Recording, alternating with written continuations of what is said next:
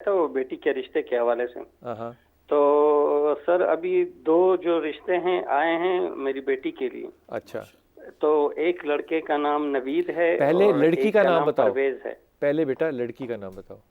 بیٹی کا نام کشف. کشف کے لیے پرویز اور نوید. نوید. اچھا ان میں سے بلا شبہ نوید جو ہے وہ پریفرنس پہ ہے. جی نوید اچھا ہے سر. پریفرنس پہ ہے. اچھا. ان دونوں میں سے یعنی کہ ان کا کمبینیشن بیٹی کا اور نوید کا جو ہے یہ کہیں زیادہ بہتر ہے. پرویز کو میں برا نہیں کہہ رہا لیکن جی اس جی رشتے کے لیے پرویز شاید اتنا طاقتور رشتہ اور اس کے مزاج پہ پورا نہ اترے بیٹی کے. جی. اگلی بات سر یہی میں کہنا چاہ رہا تھا کہ مطلب تھوڑا ایک میسج دے سکتا ہوں سر عام لوگوں کو بھی ایک چھوٹا سا جی اسلامی فرمائیے حوالے سے. حکم. سر میں یہ کہنا چاہتا ہوں تمام بہن بھائیوں سے مطلب خاص کر جو باپ ہیں بیٹیوں کے انہیں یہ نہیں دیکھنا چاہیے کہ میں نے بیٹی کو جو ہے یہ ڈاکٹر بنانا ہے انجینئر بنانا ہے. ویسے تو ہر کسی کے اپنے خیالات ہوتے ہیں جی لیکن جب آج کل کے معاشرے میں بچی جوان ہو جائے تو اس کی شادی مطلب آیا اور پردے سے اگر کر لیں اور یہ جو جہیز وغیرہ کی لعنت ہے اس سے بھی جان چھڑا کے ان ہاں. کے مطلب شادی کر دیں ان کا نکاح کر دیں آنکھ حلال کا اور ان کو اللہ اپنے گھر کا اللہ کر سے دیں. یہ بھی دعا کریں کہ اللہ دماد بھی ایسے دے.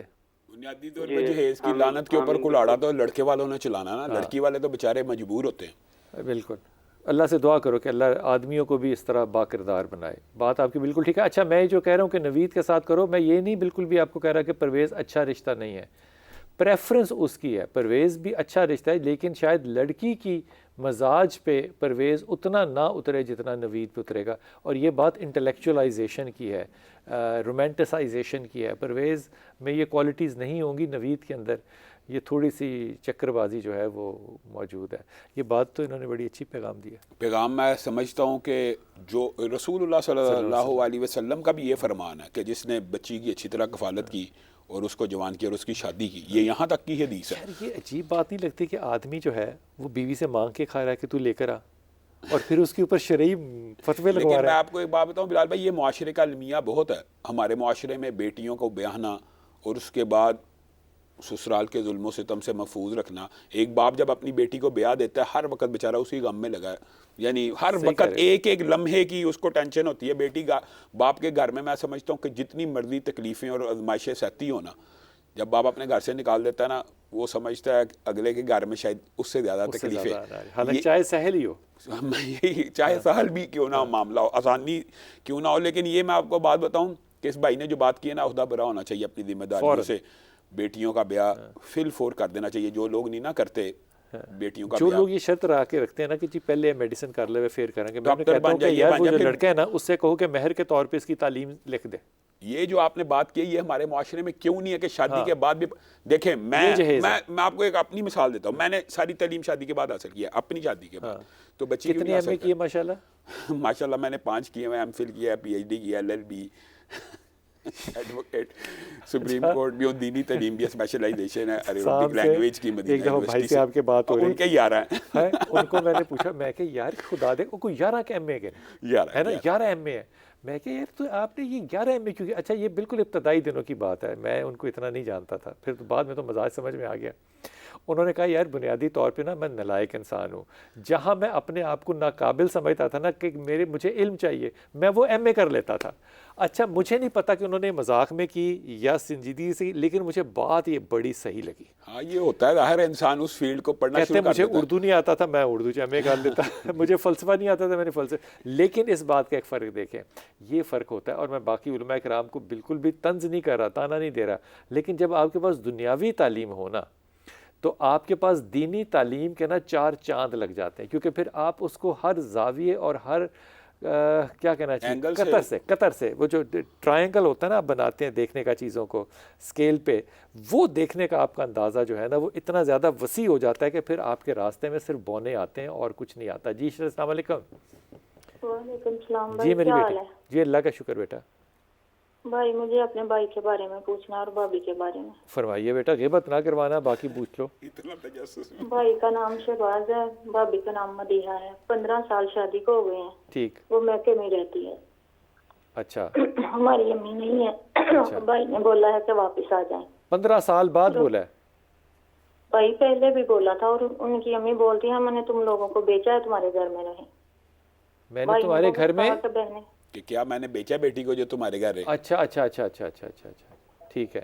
ان تو کے پھر نانا بھی یہی بچے بولتے ہیں؟ کہ جی بھائی، بچے ہیں؟ جی 4 بیٹیاں 1 بیٹا ہے۔ ماشاء اللہ تعالیٰ۔ تو یہ ماں کے ساتھ رہتے ہیں؟ جی اپنی ماں کے پاس رہتی ہیں۔ وہ بولتی ہیں طلاق بھی دیں، حصہ بھی لے کے دیں اپنے گھر والوں سے۔ کیا لے بھائی کر دیں؟ بولتے ہیں کہ واپس آ جا، حصہ جائیداد کا؟ میں سے۔ جی اور طلاق بھی چاہیے؟ جی نہیں تو طلاق کے بعد حصہ کسی اور کیسے سے ملے گا؟ شادی کرنا چاہتی ہیں۔ طلاق کے بعد تو حصہ ہے نہیں شریعت۔ نہیں طلاق کے بعد وہ حصہ کیسے ہوگا؟ 5 بچوں کی ماں کہیں اور شادی کرنا چاہ رہی ہے اور رہتی بھی اپنے گھر میں ہے۔ جی اپنے میکے میں رہتی ہیں۔ ان کی امی بولتی ہیں کہ تمہارے گھر میں نہیں جا سکتی۔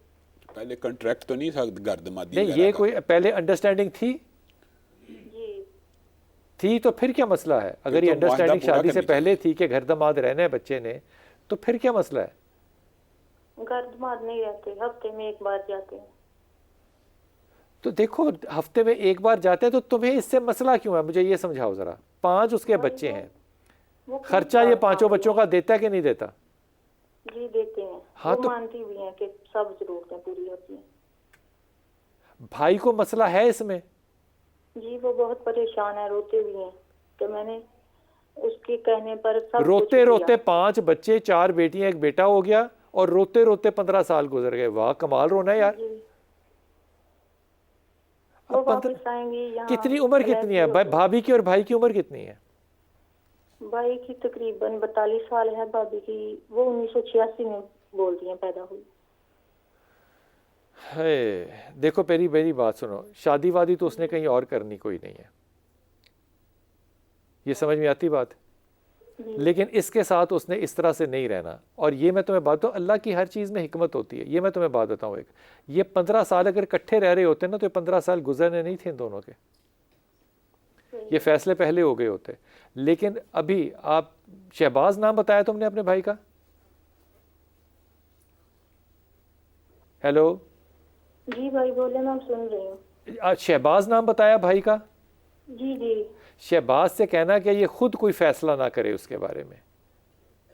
یہ سمجھ میں آتی ہے بات؟ وہ بولتے ہیں رہیں گی تو میں بساؤں گا۔ نہیں ضد میں نہ جائے، 15 سال ہو گئے، 5 بچے ہیں، اب میاں بیوی کے آپس میں کیا رائے ہے؟